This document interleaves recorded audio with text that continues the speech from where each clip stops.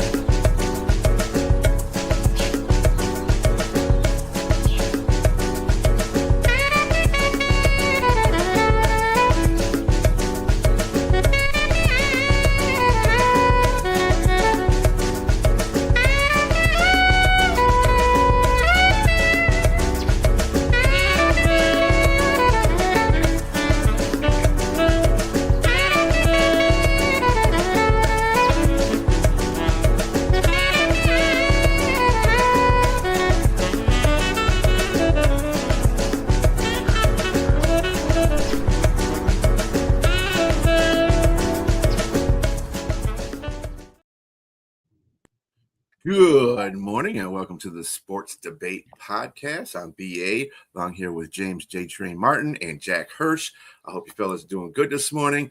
And we debate before we even debate on this show.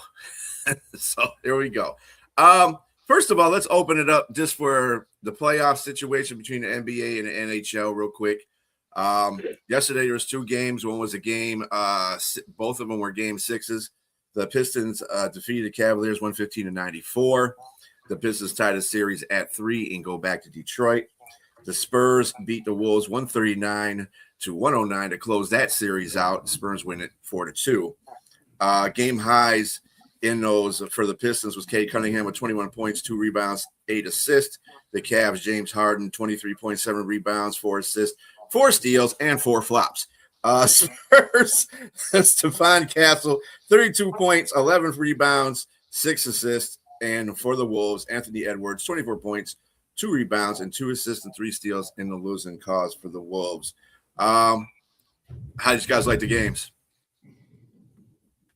So what I would say, I'm going to keep it brief, but I thought the games turned out the way I thought they would. I thought the Cleveland Cavaliers and the Pistons would go game 7. I thought the Pistons were 4-7. They're just better than losing in 6.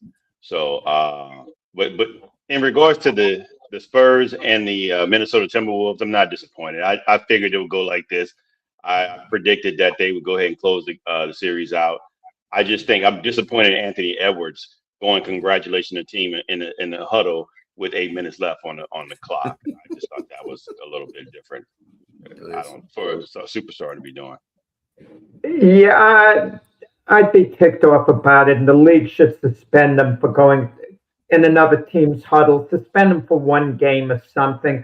I know there was no ill intent, but you don't do something like that. You don't go in another team's huddle at any point. That's sacred ground to them. Okay, you just suspend him for doing that. It's just odd that he did that. 8 minutes ago, as soon as he went in the other team's huddle, he didn't do anything. He just went and congratulated. He wasn't going to be playing for the rest of the game. There should have been a game ejection. But you don't do that. Going and shaking everybody's hand, that's a game ejection, Jack. Come on. But there's some things you don't do. I know there was no ill intent. That's what it said. There was no lack of sport. He disrespected his own team. That means you're giving up. I would say that, yes. Giving up with 8 minutes to go. At the very least, his own team. His own coach should have sent him to the locker room. Get out of here. You quit on us. Get out of here. You don't go. You never do that. I'd be ticked off. He wasn't really too friendly in the post-game conference either about what they had to do to get past, San Antonio in the future or get up there. I know we have a debate show. It's very little time in this. I just want to say Game 7 is going to be on Prime Video. There are going to be a lot of people complaining who are not going to have a chance to see this game. I happen to have Prime Video. I could catch it on my iPad. But a lot of people won't see it. Moving forward, the NBA games are going to be on NBC, ABC, so people are going to get to see it. But there's going to be a lot of angry people when they realize tomorrow night they're going to think they can watch Game 7. And they're going to see that they actually won't be able to see Game 7 between the Pistons and Cavaliers. I mean, I got to say to those people, I understand how they feel, but they don't understand business. I mean, who do you think pays these salaries, these $300 million salaries for these players? I mean, they got to do something with it. So I mean, it is what it is. I didn't get a chance. I don't have Prime. I just catch the highlights and watch everything else secondarily if it's not on NBC or ABC or yeah. So it's what it is. I'll get ESPN here and there, but to have all these streaming services is ridiculous. But you got to be mad at the streaming services. If you feel that bad about it, boycott. Yeah. Okay. Thanks. Yeah. This is a debate show. Okay. I just made a comment about the streaming service. A lot of people are going to miss the game. Yeah. It's great that you're catching the highlights, James. Okay. But anyway, anybody's views for Sunday's game? Who's going to win that one? Well, we could talk about it. I guess we could talk about it tomorrow morning. I guess when we you said for Sunday's game. Yeah, let's talk about it tomorrow morning. Yeah. All right. Fine. Whatever. You guys are no fun. NHL also has a playoff going on. Buffalo Sabres are taking on the Montreal Canadiens in Montreal, with the Canadiens leading 3-2. That comes on today. I think Montreal has been playing a little bit. I wouldn't be surprised if Buffalo tied the series up, but I think I got Montreal closing it out. And sorry if you hear booming in the background. It is actually storms around here. So anyway. All right. Wow. Anybody? Let's start getting into the good stuff here, the debate questions. All right. So first question. The NFL schedule just came out. Which team is under the most pressure to win in week 1? I'll go with Jack on this one. Yeah, you could say they're all under pressure to win week 1. I remember years ago, many years ago, when the Washington Redskins, that was their name at the time, were the defending Super Bowl champions, and their chief rival was the Dallas Cowboys. And the Skins, as defending Super Bowl champions, had their first game at home. They wanted to send a message to the Cowboys, and they sent a message by being ahead 30-3 at halftime. Dallas came back and won the game 31-30. You'd think it was demoralizing for the Redskins that Dallas is coming up to now take over this year, as a lot of people anticipated. But before the year was out, they played again at Dallas, and Washington beat them 34-10, and then Washington went on to go to the Super Bowl. So you never know. It's true what they say about one game. But for some franchises, teams, it's a little bigger than the others. I think it's the Philadelphia Eagles here, believe it or not, because of their fan base. Their fan base is very restless. If they lose game 1 at home against the Commanders, it's going to start getting ugly. People are going to get questioned. Probably Nick Sirianni, the coach, maybe Jalen Hurts, the quarterback. I assume A.J. Brown won't be on the team at that point, so he's not going to be part of the controversy. But there's going to be unrest in Philadelphia, especially losing to a team they definitely should beat in the Washington Commanders week 1. And so I think because of the fan base involved, Philadelphia, they're going to lose some games during the year, but they can't start 0-1 losing to a division rival who they're clearly better than in week 1 and to lose to them at home. So I think Philadelphia, believe it or not, even though they're going to be clearly favored, they're under the most pressure, I think, to just get the job done and get the victory out of the way.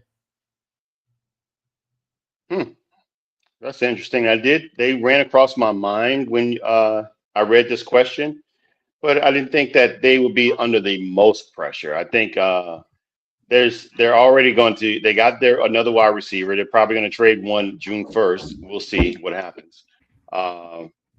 I saw 3 teams, and to me, like you said, division rivalry would be a big issue there. And I thought the Los Angeles Rams would probably be one going against the 49ers, even though, considering what they did in the draft, they got a quarterback. He can't play.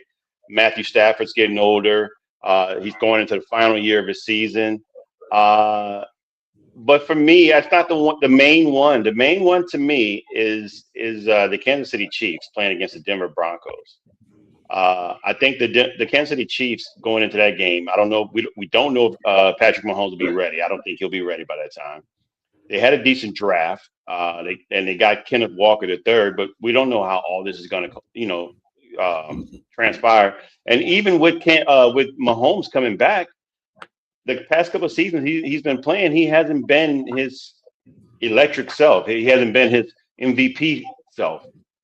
In regards to, I mean, even though they got to a championship, but they got obliterated by the Eagles. And the wide receiver room is less than desirable. I mean, besides Rashid Rice and Xavier Worthy, there's not much depth there behind those two guys. And so I'm looking to see if they can improve that. And you have two aging superstars. You have Travis Kelce, who's probably come back for one more year. He's done after this. And then you have Chris Jones on the opposite end. But I do like what they did with their draft. They got Mansour Delane, Peter Woods. They shored up the defense, and they got R. Mason Thomas. Those are three quality draft picks in the first 2 rounds, top 100 players. And they got Emmett Johnson to be a backup as well. But I'm just not sure what's going to happen. And then, of course, your other teams in the division got better. Denver, Los Angeles Chargers. I mean, they're getting better. And then, of course, Las Vegas is on paper, they've gotten better. So we don't know how they're going to be, but you still have to compete with these teams. So you got to make a statement in this game. And their depth of the quarterback, who are they? Nico. Are you saying the Chiefs are the ones in that game who are under the most pressure? You're not saying Denver is. No, I'm saying the Chiefs are. Yes. But Denver has arguably the toughest schedule in football over the first 6 games or so. And they had a tough schedule last year. But they still were good. I mean, if it wasn't for an injury, they might be in the championship. I mean, I'm just saying I believe that they are a really good team right now. I think it's more pressure on the Chiefs with them in their championship window. Has that closed? That's my question. Has the championship window closed? Yes. So that's pretty much it. And then also to top that, Andy Reid. I'm not saying he's not going anywhere, but the question still looms, and he's getting older. So you don't know if he's ready to retire or whatever. I mean, we saw with New Orleans when Drew Brees left. I mean, I think that's as long as he has a viable quarterback, I think he's going to want to stay coaching. But when Drew Brees left, the writing was on the wall for Sean Payton. I think it's a very good choice you pick with the Chiefs because it's either they're Super Bowl contenders or maybe their window is closed. Week 1 might be a little bit revealing. I mean, there's also an honorable mention team. Maybe, believe it or not, the New England Patriots. They're going to Seattle, even though Seattle's going to be a clear favorite. If the Patriots, if they don't show up and they get beaten decisively, they're going to have some type of inferiority complex the way they lost the Super Bowl Week 1 to Seattle. Deep down, they're not going to think of themselves as a true championship team if that happens. So they're under a little pressure from that perspective. And does the off the field issues with Mike Vrabel mix into that as well? Not to even bring that up, but I mean it's part of it. So. How it might affect Mike Vrabel himself. Well, the perception, that the players are going to hear about it. That would be on the fans. That wouldn't necessarily be him at professional level, because if he go out there and coach and all that stuff is on the side anyway. His question is not about coaching; it's about his decision making in his personal life. That's the problem. But only fans are going to have that perception, not anybody else on the field, because they are there to do work. So. Yeah, no, but what Jack just said is the distraction. Will Mike Vrabel be distracted as a coach with all the things going on? That makes sense. And that obviously your head guy is the guy that needs to be clear-headed. Well, I mean, if the fans are starting to come at him, on the sidelines because they're going to Seattle. So if the fans start getting at him, you say, how's DeRossi doing? I can just see that already with the fans. But again, it's a professional thing. I don't think you'll have problems with that. But I like the concept about the Patriots getting off too. My team, that's the team I want to see. Well, actually, both of these guys, the Cowboys and the Giants. They both have, the both question marks coming into this season. Dallas got a little bit better on defense. The Giants got better on defense, and they got a new coach. These two don't want to settle to be the bottom two teams like they've been for the last couple of seasons. They want to start this season off right and get 1-0 because Philadelphia is still a moniker in that division. And if Philadelphia slips up, then somebody wants to be on their behind. So I think it's a very important game for both the Giants and the Cowboys, which Cowboys are going to the Giants there. So it'll be interesting. It'll be an interesting game. That's what I got. Anybody else? That's it. All right. I mean, all the teams under a certain amount of pressure. We all know that. But who's under the most, week one? That's pretty debatable. I think a lot of times it's a team that's a heavy favorite. And, something about Philadelphia, it's just the fan base is overly critical. I think any other team could lose and lose badly. I don't think they'll hear it as much from their fan base as the Eagles would. That fan base is god awful. I mean, Donovan McNabb and that Eagles team with Andy Reid went to 4 straight NFC championships and the Super Bowl, and they gave them flack for not getting to the Super Bowl. It's just god awful. And then when they lost the Super Bowl, they gave them flack for it too. So yeah. Anyway, next question. Which player will be the bigger offseason story, LeBron James or Giannis? Go ahead, James.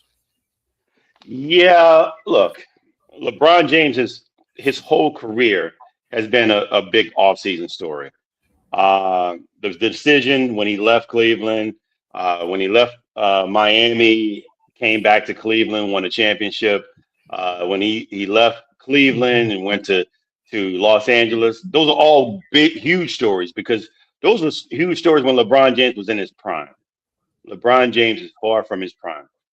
So there's no way he's going to be the big story this offseason. There's no way. Giannis has to be the big story. This is the first time he'll be leaving the team that drafted him. He won a championship there. It's probably, the best player out of Milwaukee since Lou Alcindor. That's who he was when he played for them, right? And Kareem Abdul-Jabbar. So he's leaving there. Because he got him a championship too, another championship. So it'll be intriguing to find out where would he go because it's going to also involve a trade. It's going to involve a trade, and it's going to involve players and picks in that trade. So, and it's going to be intriguing to see where he goes. And we're talking about possibly New York, possibly maybe Houston. I think he'd be a good fit there. What if he went to Denver? Just throwing that out there. If he went to Denver to replace like a Murray or something like that, that'd be him and Jokic teamed up there. Jokic, because he can stretch the floor, so you can have still another big under the floor with Giannis, a defender. Man. Oh man. What are you guys going to do when LeBron James retires? This man is number 1 in scoring and number 5 or 4 in assists. His name is in the record books. We can say everything we want to say about it, but you're not going to have much to say about basketball when somebody like him, when Jordan left, when it was always somebody left. Victor Wembanyama is probably going to be that player, but I'm going to stay on course here. I think Giannis. You're kind of making your point against what you were just saying, though, because you're saying if LeBron James leaves basketball, basketball won't be the same. Well, I'm just saying that'd be the only way. But he's not going anywhere. That's not the LeBron way. LeBron's got to have the center of attention. He's got to be the center of attention. So it wouldn't be an attention grabbing situation if he left without a contract or left without a whole year of celebration or anything like that. No matter what he says, I disagree with that. It's going to happen. He is the center of attention. It's what it is. Great as a player, I love him. He yearns for attention. He's attention seeking. Well, with that being said, he's not leaving the league this year. So that's why I think so if he goes to another team, it's going to be news, but it's not going to be as big as news as Giannis. And I think, that's pretty much it in regards to that. Well, the off-season story is going to be where each guy is going to go to or stay put.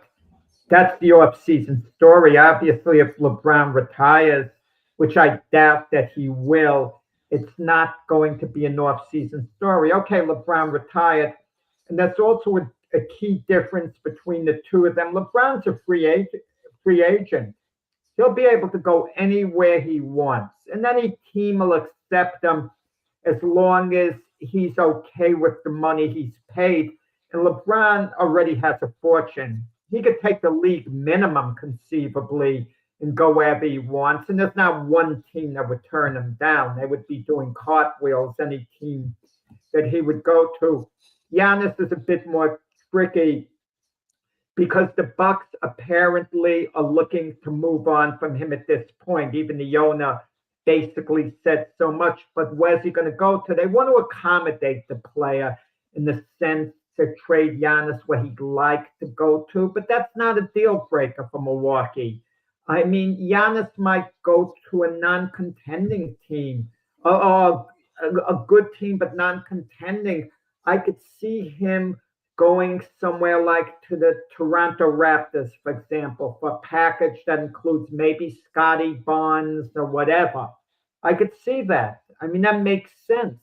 But other teams aren't going to break up their whole team to get Giannis. I mean, maybe you get the best of both worlds. Maybe LeBron stays put and the Lakers can somehow put together a package that includes Austin Reeves, of course, and they can get Giannis. I don't think they can. I don't think Milwaukee would quite do that, but who knows? But what's the actual biggest story? LeBron. That's what more people are talking about. He's more the center stage. He's been that way his whole career. I mean, LeBron's more charismatic than Giannis is. Giannis is a great, great player. He's not charismatic. I mean, people aren't talking, who do you think Giannis is going to play for next year? The average basketball fan who cares about this stuff that we're talking about, they're more intrigued by LeBron, just this whole personality and everything. It's not what makes the most sense, James, like who could help who win the most of that. What's just going to be more of a gossip thing, more of a talking point, more of an interest point. And it's always going to be LeBron James. I mean, listen, when you see these shows like First Take with Stephen A. Smith, how often does he talk about Giannis where he might go? Hardly at all. It seems like he's talking about LeBron every other day, saying something. And that's telling in itself, with LeBron James. And he's going to be the bigger off-season story. What happens to LeBron, whether he stays put in LA or he decides he's going to go as a free agent elsewhere. And the intriguing part about it, there's a mystique involved because Savannah James, his wife, is going to have a big say in this. LeBron's going to consider his family. Does he want them to leave the LA area that they're used to living in? He's not going to do it strictly. I don't think he'll do it from a basketball perspective strictly. But if he was and San Antonio loses to OKC, what a great segue for LeBron to be a member of the San Antonio Spurs who are ready to jump up and win an NBA title next year. Imagine that, and LeBron adds to his legacy. And one last thing. LeBron is very calculating. He wants to be considered the greatest player of all time. He knows he's a little behind Jordan as far as perception goes. He knows that. And in a way, I don't think he accepts that.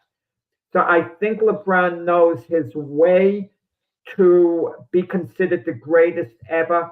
Put the records beyond reach. All the records he holds now, put it so far out there that future players aren't going to be able to catch him the way he caught, let's say, Kareem Abdul-Jabbar. So and win a fifth title. Get so close to Jordan that we won't hear the argument, well, he won 6 and I only won 5 because people are going to say, oh, it's only one extra title. LeBron thinks along those lines too, even though I know he has a lot of respect for Jordan. Before you go, B, let me rebuttal. Eloquently put. I like some of the things you mentioned about LeBron James, but he's still not going to be the offseason story. The reason being is because you have a relatively young, the age gap is significantly different. And then you're right, Steve, everybody talks about LeBron James because he's an easy target. Everybody talks about him because when they talk about him, they're not talking about it more in reverence. They're talking about it more in the hater aspect, in the things. And mind you, some things LeBron James does himself that brings on those type of things. But a lot of it is just unwarranted. I mean, they didn't talk about these other greats like that. When their social media is much different now. If it was back then, they would probably talk about Jordan too. But my point in bringing that up is that Giannis is still relatively in his prime. He's still going to garner. And Giannis, let's not sugarcoat any of this. When Giannis was winning with Milwaukee, he was garnering and he was garnering a lot of conversation, just like LeBron James was too. Giannis is still that dude. He just has a really terrible team, and he had terrible coaching the latter part of his last couple of years there. And so, you're changing the question, though. I'm not saying who's going to impact anymore. But that's going to be the bigger story if people understand that. Who are people going to be talking about more in the off season? What's going to be more? They're going to be talking about Giannis. We're talking about off season here. We're talking about basketball moves. I think LeBron James at his age is not going to be talked about as much. I mean, he's still talked about because it's the easy target name. But when somebody we haven't seen something ever before. Giannis has never been moved, Jack. He's never been moved ever. That's going to be a huge story. Teams are going to be able to contact LeBron. Everyone will be able to contact him. They won't be able to contact Giannis because he has a contract with the Milwaukee Bucks. There's a difference. But the team that he goes to is going to alter the whole NBA because he's going to shift the whole NBA and how it's played because of the level of player he is, where he's at. Who's going to have a LeBron James on his team? What's a bigger off-season story that people, what's going to create a bigger buzz? I don't think LeBron James is going to create a bigger buzz at all. I think it's just going to be, if you're looking at it from that standpoint, it's going to be just gossip here and there. But he's creating it now. Look what's going on now. LeBron's creating a much bigger buzz right now. I'll be honest with you. I'm one of the greatest LeBron James fans, and I almost don't care where he goes right now. To be honest with you, it's not that interesting to me right now. It's not. It was interesting in 2016. It was interesting when he in 2011 when he went. It was interesting. It was totally interesting. I'm just telling you, it's not now. It doesn't move the needle for me one way or the other. So maybe I'm looking at it from my standpoint. I'm trying to see from other people's, but I don't think most people are going to be moved by that, Jack. I don't think so. I think more people are going to be moved by Giannis being moved. I'm going to put it to you this way. Basically, Jack had a good point, too, about where Giannis could go. That would be the telltale sign who gets the most play of fame in this offseason, because if Giannis goes to a team like Toronto, ain't nobody going to care about that. He's just going from a Milwaukee to a Toronto. Big deal. Now, if he goes to a L.A. or if he goes to a Minnesota or New York, this other team. He goes to the Knicks. Yeah, and LeBron he goes to Boston. That was another team that's been talked about he can go to. If he goes to any of those three teams, now that would be big news. Now LeBron James, what would make him big news is if he says, well, this is going to be my last year, and he says that right out front, and then he gets, he decides where he's going to go from that point. But if he just plays a year or he stays with the Lakers or goes to another team and plays a year and then retires, that's not going to be breaking.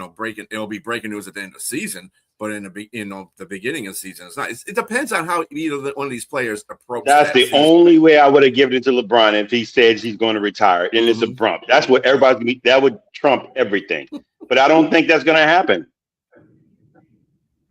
He could go back to Once Cleveland. they sign, then the equation changes. I'm thinking in terms, maybe the question wasn't stated clearly.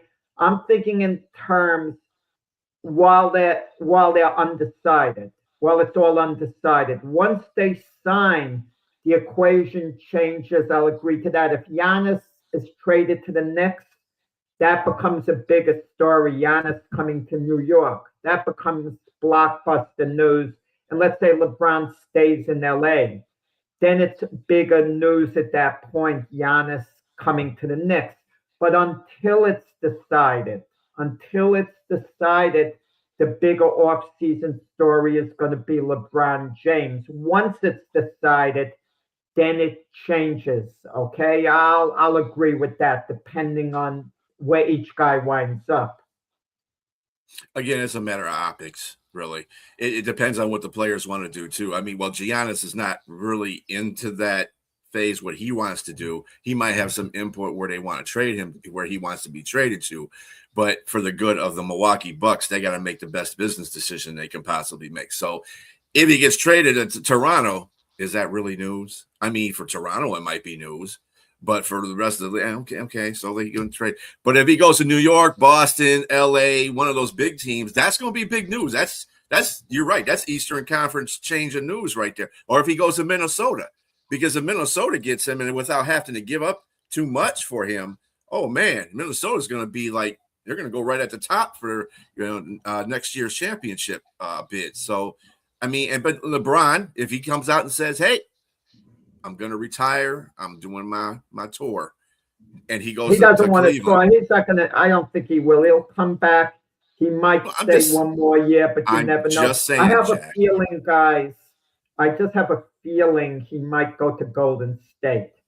You know, because of Steph Curry, Steve Kerr's a great guy. I thought you said he wasn't going to go to Golden State because they were too old anyway. I don't think from a basketball perspective, but maybe he's thinking they tweak the roster. Otherwise, if it's the last year, he's thinking, we could get it done. He might feel disrespected by the Lakers. You know what I thought of a debate question, guys, and this is linked to that. Are the Lakers disrespecting LeBron? Rob Pelinka says, well, we're going to consult with Luka on our off-season moves. Why the heck are they consulting with Luka on their off-season moves? Luka's now the face of the franchise. Exactly. And that's disrespectful to LeBron.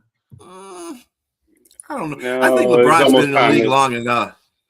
To understand the business. Yes. And if he and just to rebuttal on your well past his prime is better than the majority of the league. Yeah, you're right. But I will go back to your Golden State comment. If LeBron James goes to Golden State, they're going to go from Golden State to the Golden Pasture State.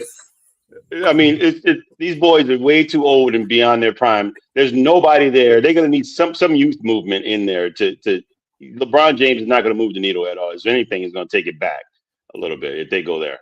Well, listen. It just made a comment, Elizabeth. But Giannis is great. Don't get me wrong. But it also came out in the news with Miles Turner, the center of the Milwaukee Bucks. Came after spending all those years with the Pacers.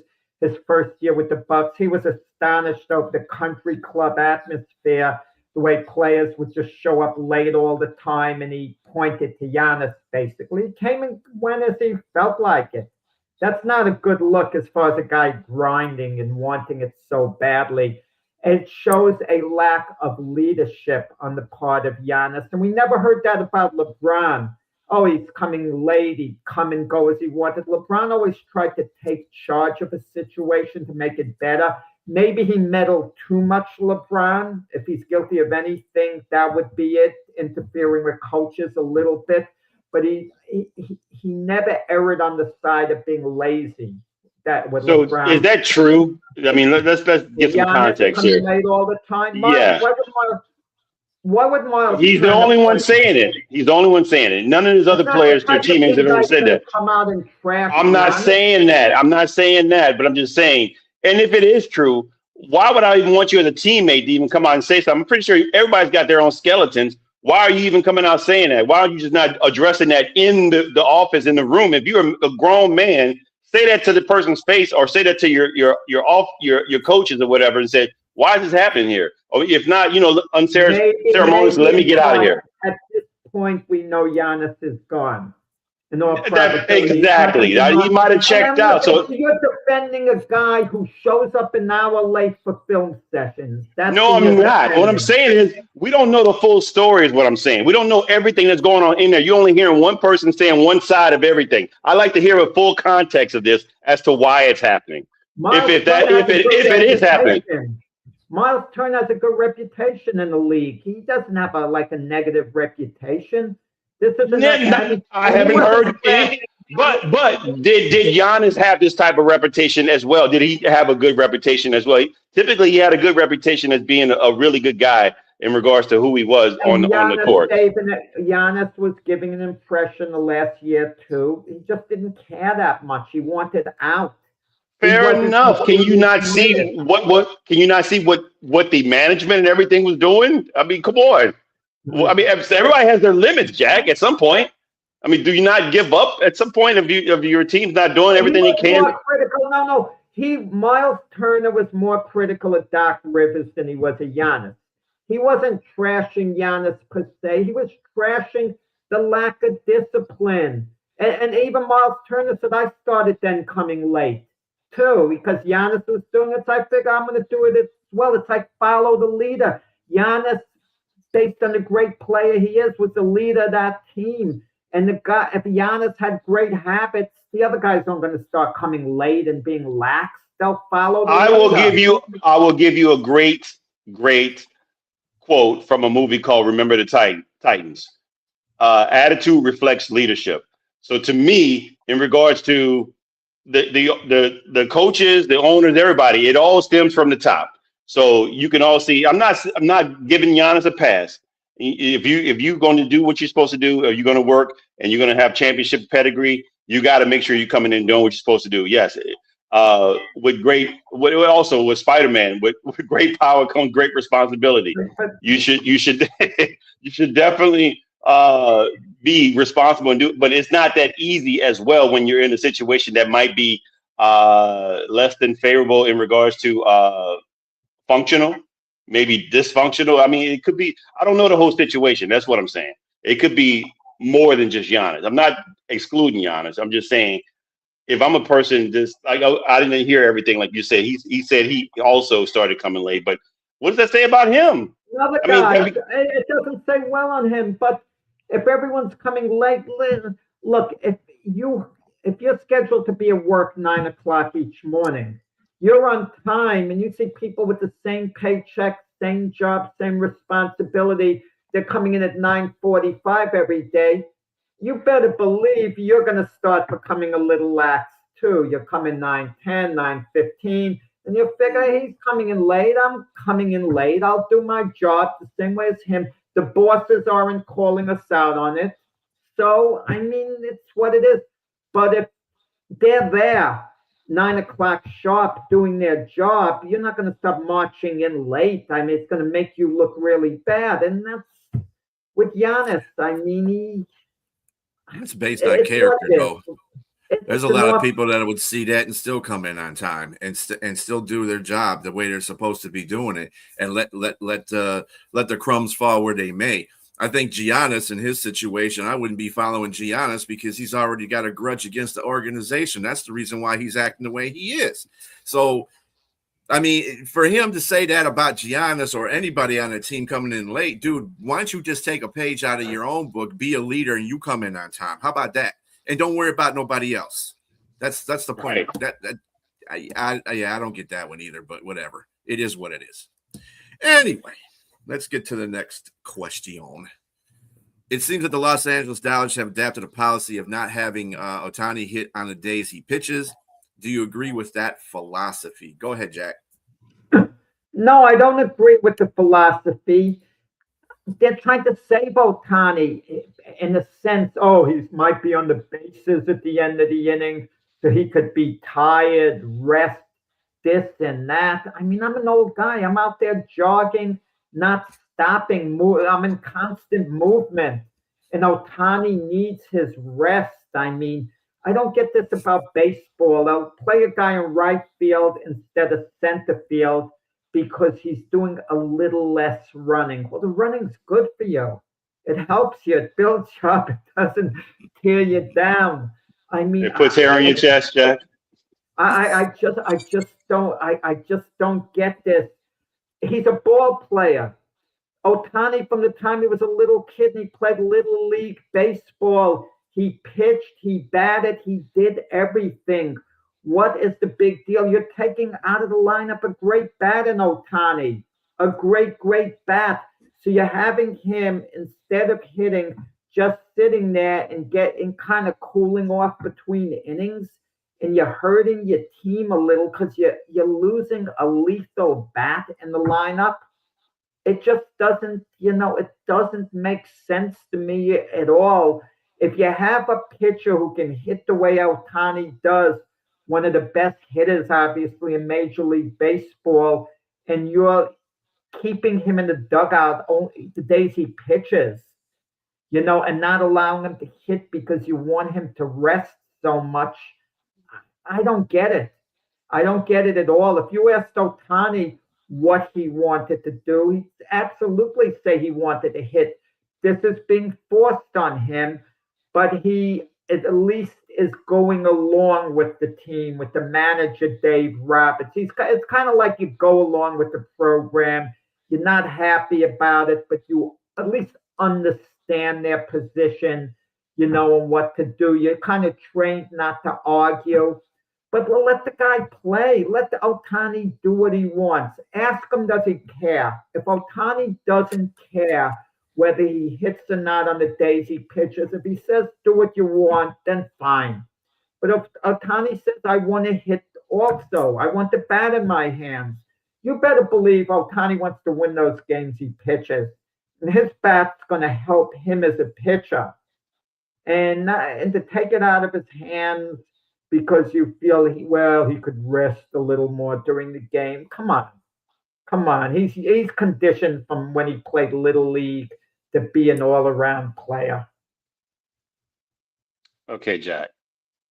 Ohtani, there's a bit of a complex history with Ohtani here with this team.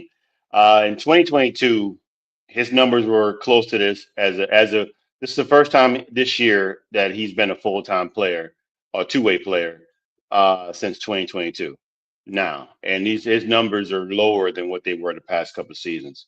And again, this is a guy that's going to be 33, I think, or he's going to be 32 coming up in July. He's going to be 32 in July.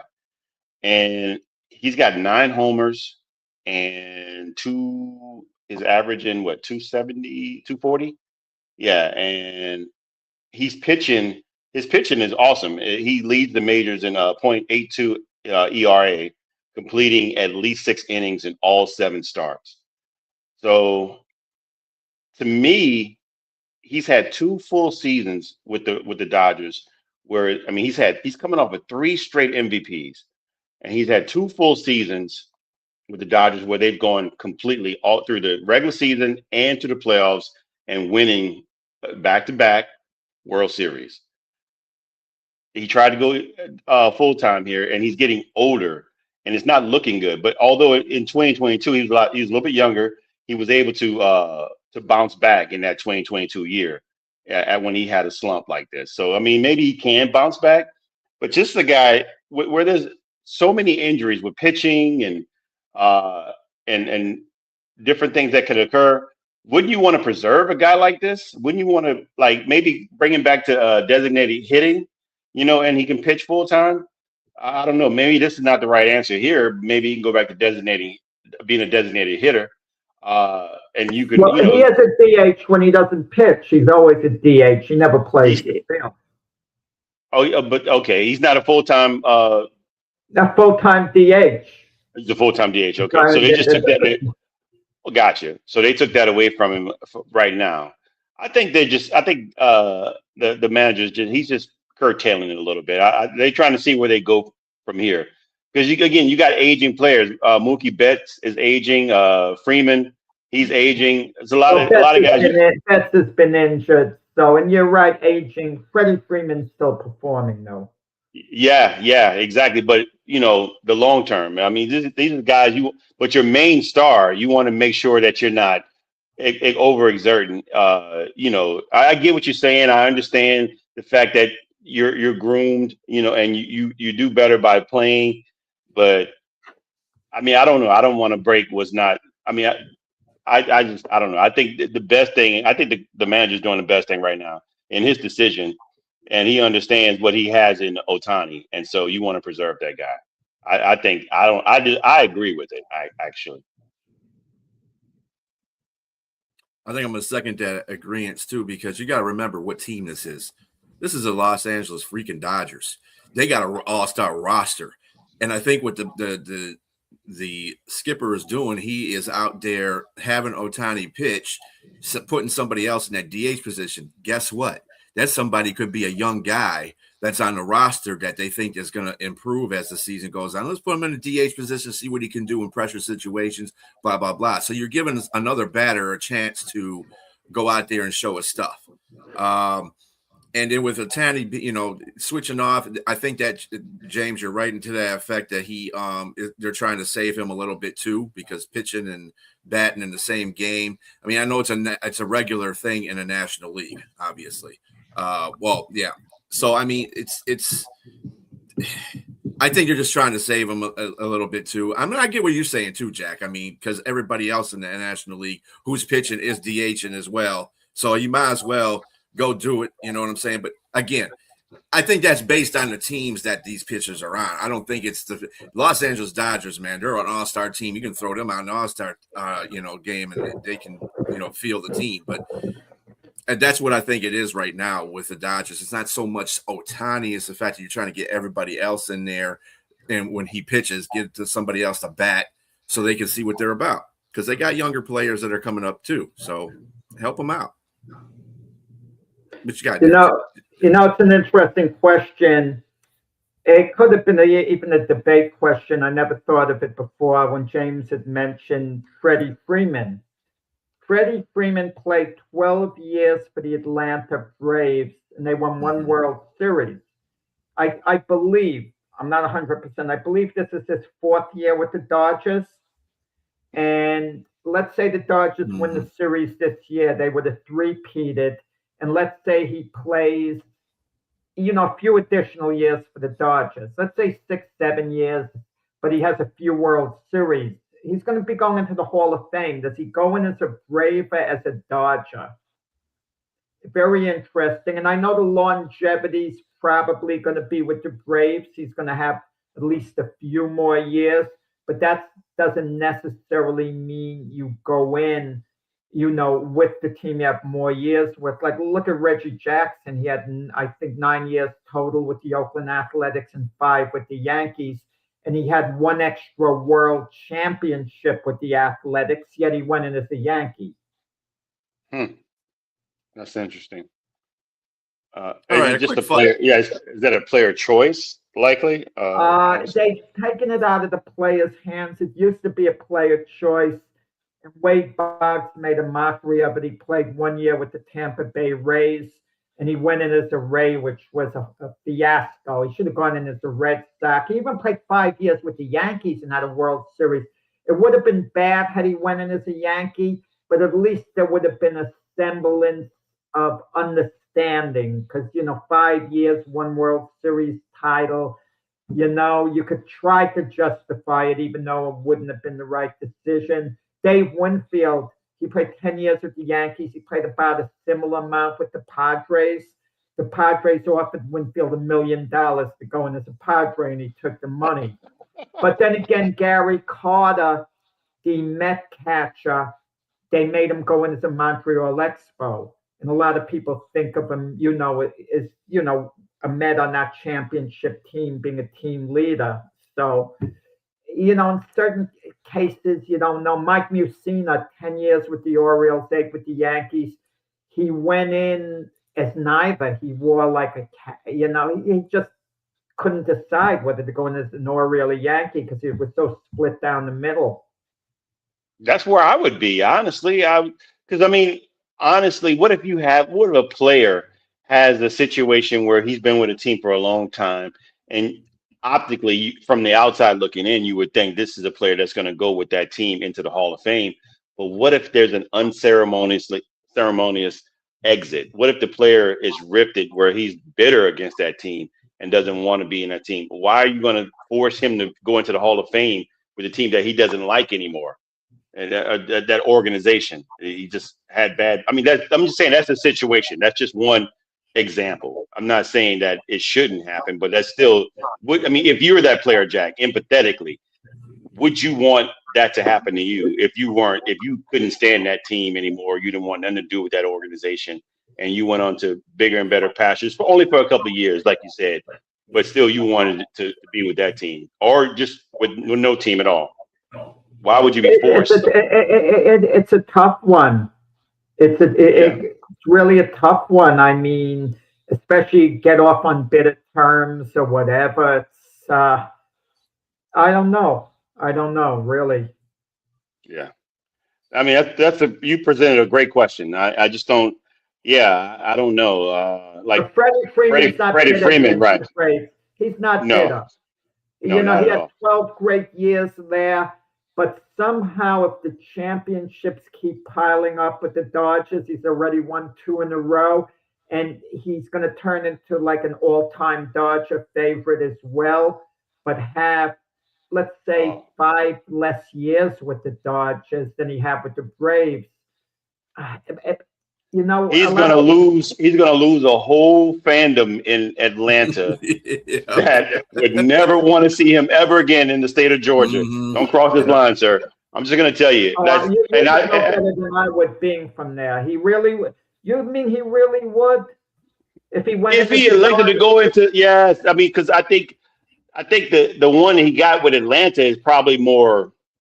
I mean, he's on a team that's like, it's like joining the Empire in Star Wars. I mean, he didn't want to leave Atlanta, but he didn't want to. No, I'm not saying that. I'm not saying yes. I'm not saying that, but I'm saying, but he went.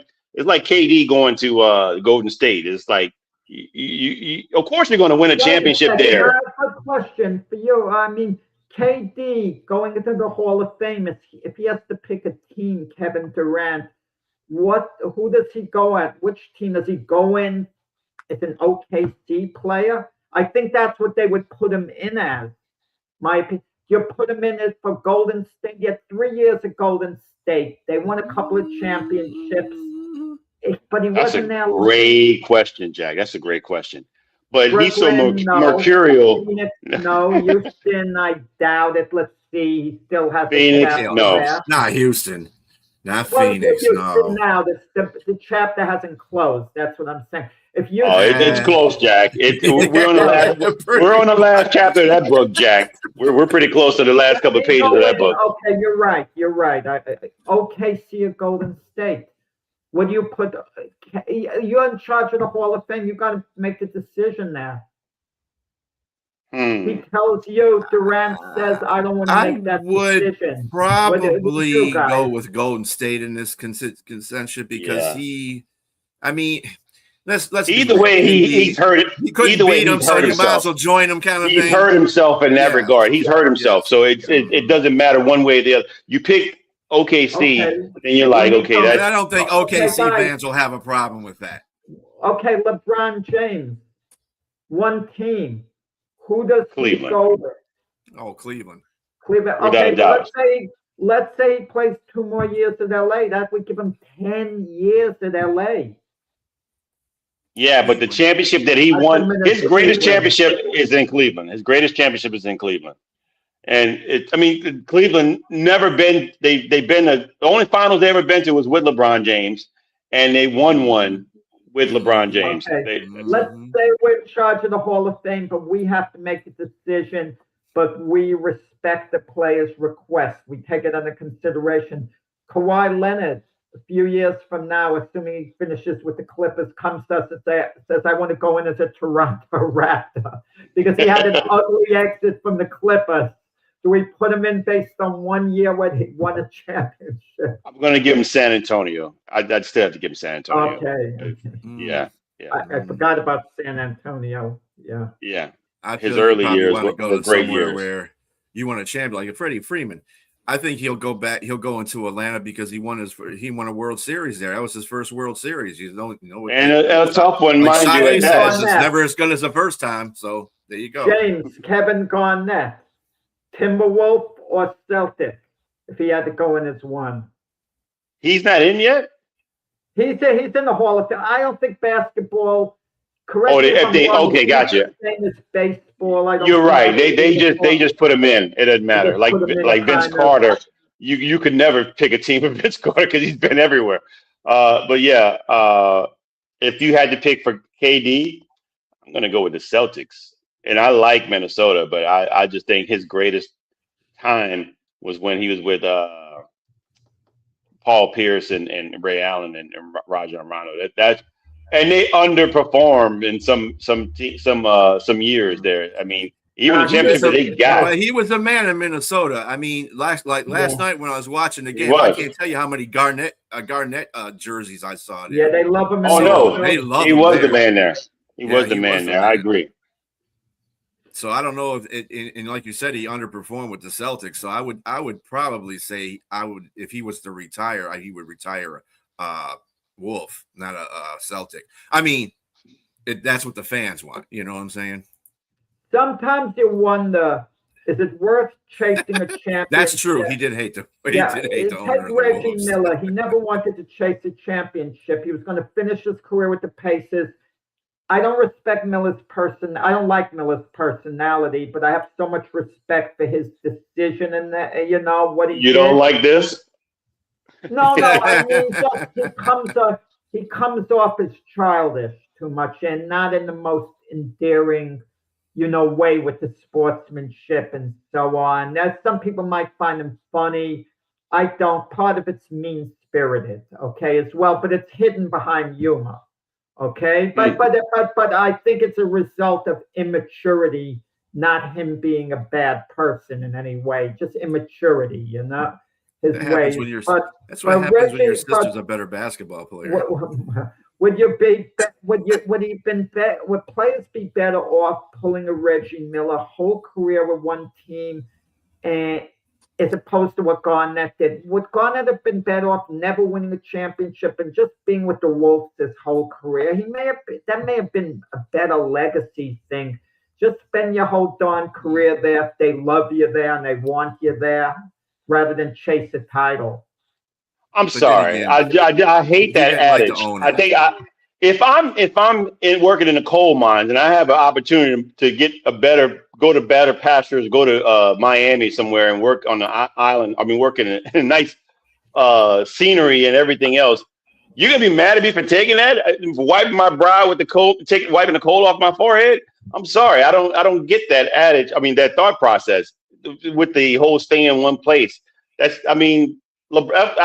get the way people view LeBron James as the villain when he left and went to Miami, but Cleveland was one of the worst organizations for someone to be a free agent and go to. Nobody wanted to come there and play with LeBron. These other teams like New York, LA, people want to go to those places. They want to go play. That's why those teams were relevant. Boston, that's why they're relevant, because it's a big city. They can do things there. They can have their family, have nice places. Even Joakim Noah said, I give LeBron a pass, and it's okay Garnett did what he did. I'm just saying, would he have been better off?